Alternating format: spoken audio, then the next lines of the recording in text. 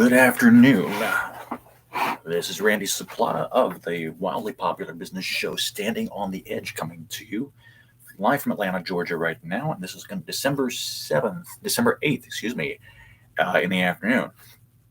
I personally started reading a book, an older book by an author called Harry Brown, and I wanted to go ahead and relate this to everybody. This is not Standing on the Edge, the normal session. This is actually an addition to it that I will go ahead and give to you. And the chapter that I was reading is called From Prosperity to Bankruptcy, and I thought it really bore a lot of relation to what's happening right now. So let me read you this chapter. It says, at the outset of an inflationary cycle, the inflation goes practically unnoticed. This is because increased technology, which is the use of machines to produce more from each hour of human effort, expands the nation's productivity. If productivity remained absolutely fixed from year to year, an increase of 4% in the paper money supply would result in an approximately 4% increase in the general price level, although some individual prices would go way up and others not at all. But if productivity also goes up 4%, the additional products and services available will absorb the additional paper money, and the general price value will remain as it was. Under normal terms, increased productivity can absorb an equal amount of monetary inflation without causing price inflation. Only when monetary inflation outruns productivity increases do you have visible price inflation. That's the first part. That sounds very familiar right now. Moving on. This is probably why so many economists approve of monetary inflation, so long as it doesn't exceed increases in the production of goods and services. However, I, meaning the author, believe they overlook the distortions and unearned subsidies furnished by small amounts of monetary inflation. They're concerned only with price inflation. Interesting. He goes on to say, if monetary inflation never exceeded increases in productivity, it would still harm and hold back prosperity. But as long as it didn't lead to price inflation, it wouldn't be noticed and no public alarm would be sounded. Actually, however, the argument is academic. For you can assume that monetary inflation, no matter how small at the outset, will eventually outrun productivity increases. Listen carefully now. He says there are three basic reasons why that happens. Eventually, the government money managers will want to increase the money supply faster than productivity is increasing, despite previous guidelines. Boy, does that sound familiar. He says, for inflation produces pleasant reactions to them. It stimulates the industries that they want to see stimulated. They ignore the fact that areas that suffer the offsetting losses. So how can they resist? The more stimulation, the better the results. Number two, as we've seen, government spending and inflation create distortions in the marketplace. Yeah, that does sound familiar. Business investments are made that are based upon distorted price signals rather than upon true consumer demand. So eventually, productivity is hurt by previous inflation, and it's assumed that more inflation is needed to get things going again. And that also has happened.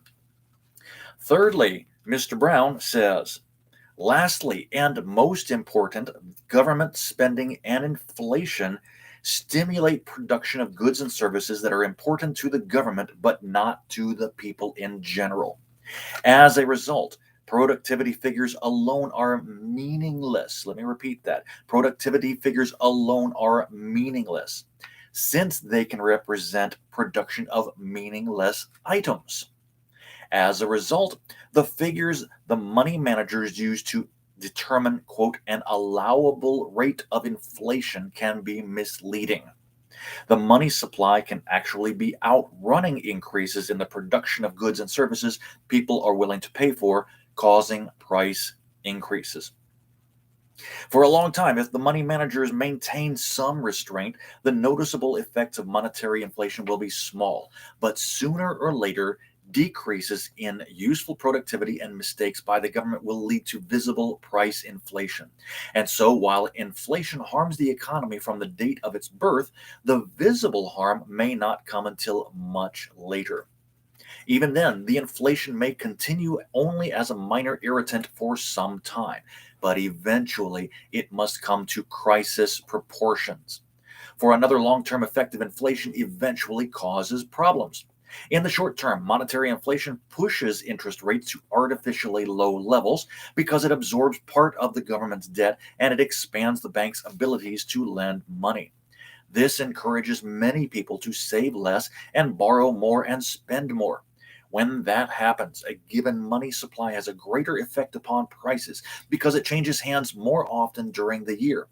This is called the velocity of the money supply, and it invariably goes up as inflation progresses. As prices rise, velocity increases, slowly but surely, because there's less and less reason to save and more reason to spend soon. As a result, interest rates tend to go higher and higher levels during the inflationary cycle. At any given time, the higher rates can be reversed only by a large increase in the money supply to increase the availability of the loan money, that is. But as we've seen, that in turn puts further pressure on interest rates to go up later. When you get to the later stages of the inflationary cycle, the money is turning over more rapidly, interest rates are straining upward, productivity is no longer able to tolerate the abuses of government intervention, and price increases reach alarming proportions by the previous standards. By that time, problems in the economy are quite visible. Unemployment, business failures, bank liquidity problems, bankruptcies, and other problems have become objects of great concern. The small talk may be concerned with the ways of preventing a recession, but the currency is already dropping in value, a depression is on the way, and runaway inflation has become a dangerous threat. When a cycle begins, inflation produces effects that are very pleasant to the money managers. Diversion of the nation's resources to a politician's favorite areas, lower interest rates, higher dollar figures for the gross national product. But those effects are only temporary. And whatever their first intentions, the money managers must go back to the pump again and again if they want to produce those effects again and again. And as the cycle progresses, they must raise the monetary inflation rate just to get the same old result. From 2% annual increases in the money supplies, they go to 4%, then to 6%, then to 10%. And each time they hesitate to increase the money supply, they see the general market begin its readjustment process. So they dare not let up. Eventually, it becomes obvious that to stop will cause a full scale depression. But by using inflation to postpone, not to avoid, the depression, they are assuring that the eventual depression will be worse. And he finishes this way: any heroin addict would find inflation very easy to understand. Now, Mr. Harry Brown wrote this in 1975. 1975, and the book is called How to Profit in a Monetary Crisis. But it holds so very true today. So very true today. It's astounding just how almost spot on his observations were back then compared to what they are today. And what's even worse is that right now, the banks have dropped all interest rates to 0%. You've got what they call ZIRP, zero interest rate percentage. And they're trying to talk about going into the negative percentages here in the near future in the United States, which I don't think is going to happen. And therefore, they are very, very, very, very hardly, vehemently trying to go ahead and get us into a cashless society, putting us into a digital currency.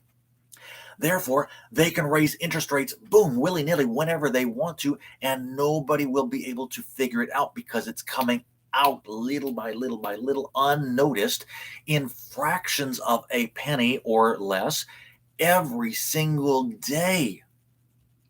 And people will lose their money little by little by little, but they won't notice it. It might come in that they lose every single day a 0.5% or a half a penny, or they might lose a quarter penny, or they might lose a third of a penny. And eventually they'll come up and they'll start losing $1 a day. And people just don't care because they're going to think, well, it's just the cost of living life in America and everywhere else in the world.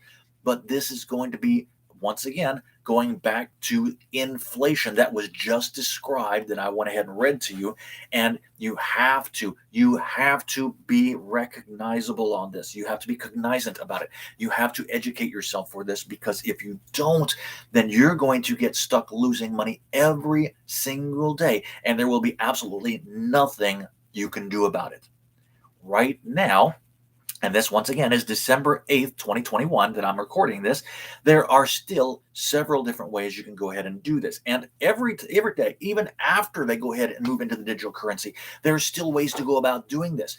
You want to make sure, however, that you're doing it where the IRS and the other government agencies have basically blessed what you're doing, and therefore they're not going to tax you for it and can move on from there. The best ways that are condoned by the government that anybody can go ahead and use, first and foremost, right now you can still invest in gold and silver. That is not going to create wealth for you, but it will preserve what you've got now through the crisis, through the inflation, through everything else. It will go ahead and preserve the wealth that you have at this moment. That's the first thing that you can do. And Jim Rickards, one of my favorite authors, had said allocate no more than 10% into that. Why? Because once again, it's going to look like things can fluctuate, go up and down and up and down and up and down. You might think that you've lost money investing into gold and silver because all of a sudden you get a lot less getting to trying to sell it than you were when you went ahead and purchased it, because they're considering it an investment rather than a wealth holding strategy. So basically think of it as your savings account, but the savings account will never get any worse than it is now. It will only get better and better and better at the time it goes along, as long as you remember that it is not valued in dollars. You have to value dollars in gold and silver. Make it the opposite way around, and then you'll understand, because it becomes a purchasing power unit of currency at that point. That's the first way. The second way is income producing real estate. Income producing real estate of any kind will always be a benefit to you. It is sanctioned by the government. Governments love it when you go ahead and get that and start using it to that availability. The third one is having your own business. Small businesses are great because it gets you a little bit of money, and the government loves it because they tax the hell out of you when you go ahead and have your small business. Big businesses are better if you can have big business where you are able to go ahead and create huge value for other people and have tons of money coming back into you, which then allows you to create even bigger businesses later on. This is fabulous. And most of the time, the governments won't even touch your taxes for that, or will very little. And very often, they will go ahead and give you money. I mean, just throw gobs of money at you to go ahead and continue your business. But you got to do the right kind of business. Research into that. Finally, research and investment. That's a great thing to go ahead and invest in, because once again, you can get tons of money from the government that will allow you to go ahead and do this. And it allows you to go ahead and make your own little mini stock market that other people will invest into your business, doing it that way too. You can invest in fine art. Fine art is always a great thing to go ahead and do. It will hold its value immensely while you're doing this. And lastly, the biggest thing that you can go ahead and invest in is figuring out when to get each investment, because they're not always good compared to the others at that particular time. Now, notice I did not say anything about the stock market. There's a reason for this. The general stock market right now is pretty much at its peak. Now, there's still a little ways to go at the top. We're right at the top, just about to go and hit that big hill for the roller coaster to come crashing down again. But there's still a little bit of time to go ahead and get into that. In my opinion, right now is the time to get everything out of the stock market that you've got. Even if you just started and you just put your first $300 into the stock market and you lost money getting it out, get it out, because you're going to make more money at the bottom once it's crashed than you will right now going up. Okay? Thank you for listening. Go make sure you go ahead and pay attention to my normal channel, Standing on the Edge, and I look forward to seeing you tomorrow. Take care.